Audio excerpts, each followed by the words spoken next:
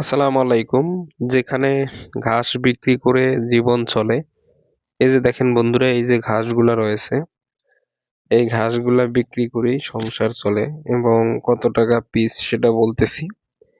তা এগুলা ৬টা ঘাস যদি আপনি বোঝা নেন, ৬টার দাম রাখে তারা ৫০ টাকা। আর খুচরা যদি এক পিস নেন তাহলে ১০ টাকা করে রাখে।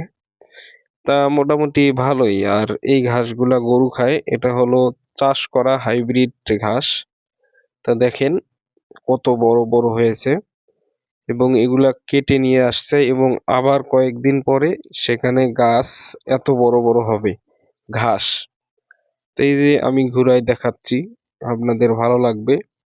তো এই ঘাসগুলা কিন্তু গরু খায়, ঠিক আছে, গরুর জন্য পারফেক্ট।